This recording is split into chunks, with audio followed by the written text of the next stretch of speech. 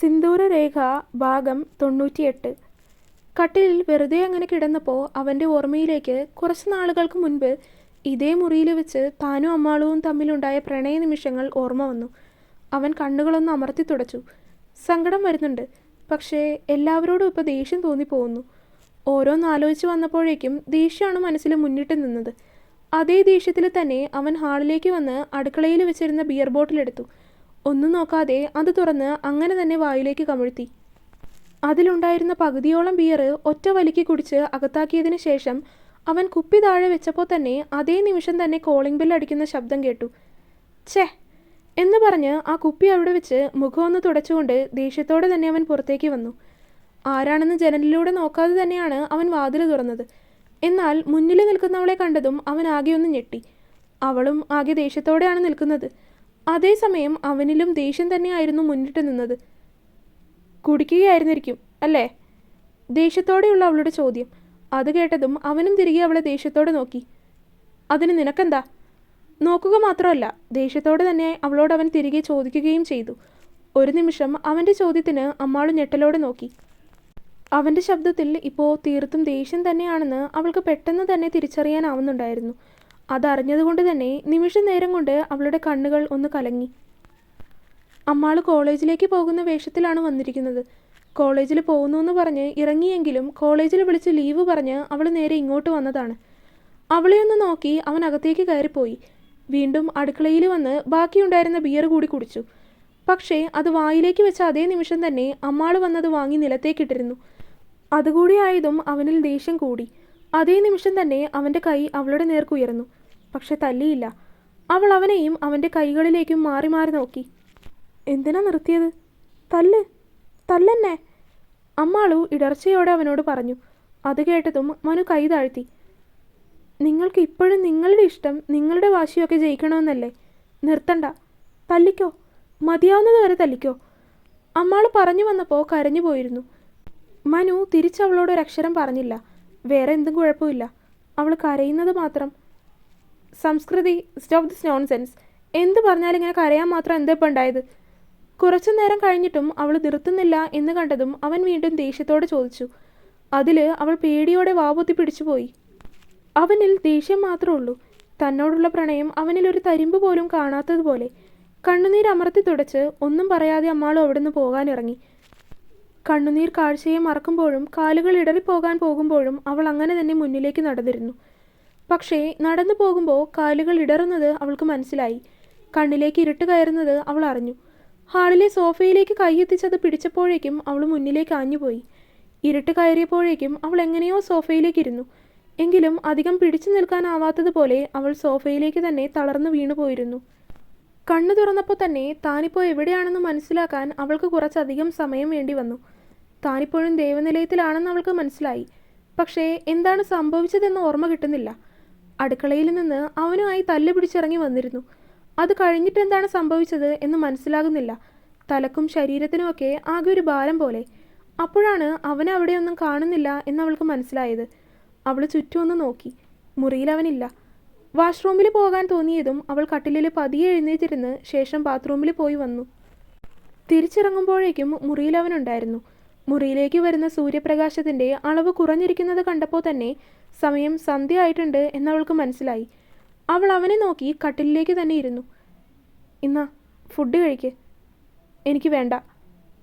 എന്തെങ്കിലും ഭക്ഷണം കഴിച്ചിട്ട് ഇപ്പോൾ 4 മണിക്കൂറിലധികം ആയിട്ടുണ്ട്. So listen and eat. ഗൗരവത്തിൽ അവൻ പറഞ്ഞതും അവളും അവനെ ഗൗരവത്തിൽ തിരികെ നോക്കി. എനിക്ക് വേണ്ടെന്ന് പറഞ്ഞില്ലേ, ഞാൻ വീട്ടിലേക്ക് പോവാൻ. ദേഷ്യത്തോടെ തന്നെ പറഞ്ഞുകൊണ്ട് അവൾ പോകാനെന്ന പോലെ കട്ടിലിൽ നിന്നിറങ്ങി. സംസ്കൃതി, ഞാൻ മര്യാദയ്ക്കാണ് പറയുന്നത്. ഭക്ഷണം കഴിക്കാൻ നോക്ക്. വേണ്ട, അമ്മ വീട്ടിൽ എന്നെ കാത്തിരിക്കുമായിരിക്കും. എനിക്ക് പോകണം. അവളും വിട്ടുകൊടുത്തില്ല. അവൾ വീണ്ടും പോകാനുള്ള ഉദ്ദേശത്തിലാണെന്ന് കണ്ടതും അവൻ വാതിലടച്ച് കുറ്റിയിട്ടു. എന്നെ തോൽപ്പിക്കാനാണോ ഉദ്ദേശം? വാതിലടച്ച് കുറ്റിയിട്ടുകൊണ്ട് അവൾക്ക് നേരെ തിരിഞ്ഞവൻ ചോദിച്ചു. അല്ല, ഞാനല്ലേ തോൽക്കുന്നത്, എന്നെയല്ലേ നിങ്ങൾ തോൽപ്പിക്കുന്നത്? അമ്മാളും അത് പറഞ്ഞപ്പോഴേക്കും വിതുമ്പിപ്പോയി. 2 മാസം ഞാൻ സംസാരിച്ചില്ല നിന്നോട്. ശരിയാണ്, തെറ്റായിപ്പോയി. പക്ഷേ ഇപ്പോൾ നീ തരുന്ന ഈ വേദന എനിക്ക് താങ്ങാനാവുന്നില്ല.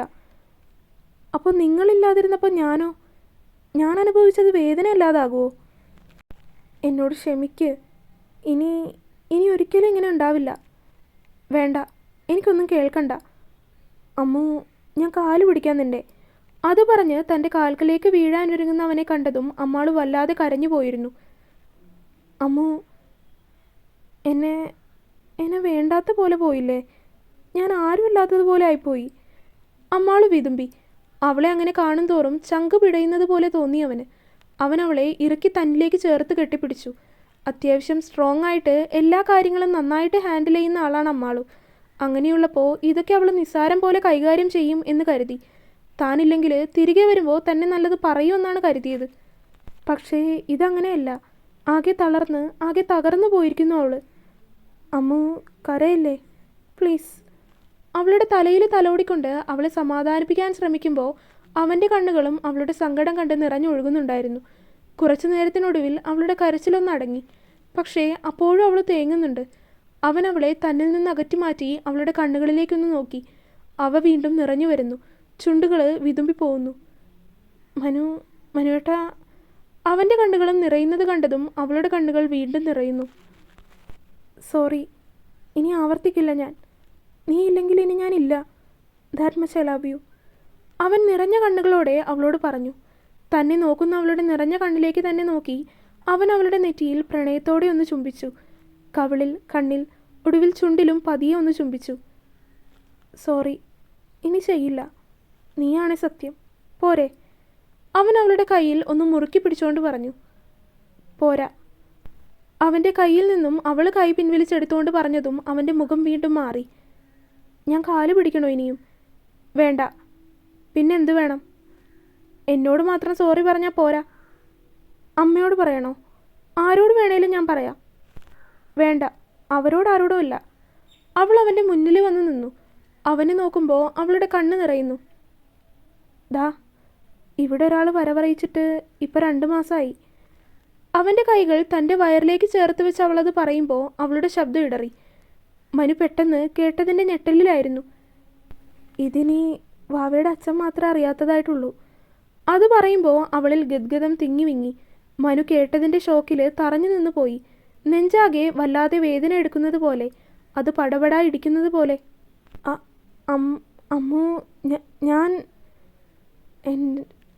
എൻ്റെ മനുവേട്ടൻ അച്ഛനാവാൻ പോവാ. അവളുടെ കണ്ണുകൾ അപ്പോഴും തോരാതെ പെയ്തു. ഞാൻ മാത്രം. ഇത്തവണ അവൻ എത്രയൊക്കെ തടഞ്ഞു നിർത്താൻ ശ്രമിച്ചിട്ടും അവൻ്റെ കണ്ണുകളിൽ നിന്ന് കണ്ണുനീരൊഴുകിയിറങ്ങി. അവളിൽ നിന്ന് വിട്ടുമാറി അവൻ ഷർട്ടിൻ്റെ കൈകളിൽ കണ്ണുനീര് തുടച്ചു. എന്നിട്ടും ഉള്ളിലെ സങ്കടം അധികരിച്ച് അത് വീണ്ടും കണ്ണുനീരായി പുറത്തേക്ക് വന്നുകൊണ്ടിരിക്കുന്നു. അവന് അവളോട് എന്ത് പറയണമെന്നറിയില്ലായിരുന്നു. തൻ്റെ ഉള്ളിൽ സങ്കടവും സന്തോഷവും ഒരുപോലെ തിങ്ങി നിറയുന്നുണ്ട്. പക്ഷേ അതെങ്ങനെ പ്രകടിപ്പിക്കണം എന്നും അവനറിയില്ലായിരുന്നു. സന്തോഷവും സങ്കടവും സമ്മിശ്രമായി അത് കണ്ണുനീരായിട്ടായിരുന്നു അവനിൽ നിന്ന് പുറത്തേക്ക് വന്നുകൊണ്ടിരുന്നത്. അമ്മു, എന്നെ വെറുക്കല്ലേ? അവൻ അവളുടെ മുന്നിൽ കൈകൂപ്പി. കരഞ്ഞുകൊണ്ടാണ് അവൾ അവൻ്റെ അടുത്തേക്ക് വന്ന് അവനെ ഇറുക്കി കെട്ടിപ്പിടിച്ചത്. ഇപ്പോൾ അവളുടെ ഉള്ളിൽ ഇത്രയും സങ്കടം തോന്നാനും ഇത്രത്തോളം അവളിൽ വേദന ഉണ്ടാക്കാനുള്ള കാരണം അവൻ അന്നേരം മനസ്സിലാക്കി. പക്ഷേ അതിനനുസരിച്ച് അവൻ്റെ ഉള്ളിലെ നോവ് കൂടുകയാണ് ചെയ്തത്. അവളെ തന്നിൽ നിന്ന് നീക്കി നിർത്തി അവൻ മുഖം ഒന്ന് കൈ ഉപയോഗിച്ച് അമർത്തി തുടച്ചു. ഞാനാണല്ലോ ഇത് അവസാനമായിട്ട് അറിയുന്നത്. അച്ഛനായ ഞാൻ.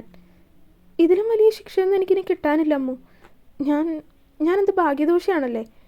അവളെ നോക്കി അങ്ങനെ പറയുമ്പോൾ അതിനനുസരിച്ച് വീണ്ടും അവൻ്റെ കണ്ണുകൾ പെയ്തൊഴുകുകയായിരുന്നു. തുടരും. അപ്പോൾ വീഡിയോ കണ്ടവരെല്ലാവരും വീഡിയോ ലൈക്ക് ചെയ്യുക. നിങ്ങളുടെ അഭിപ്രായങ്ങൾ എന്തായാലും അത് കമൻറ്റായിട്ട് അറിയിക്കുക. ചാനൽ സബ്സ്ക്രൈബ് ചെയ്യാത്തവരൊക്കെ സബ്സ്ക്രൈബ് ചെയ്യുക. അടുത്ത പാർട്ടുമായിട്ട് നാളെ തന്നെ വരാം കേട്ടോ. ബൈ.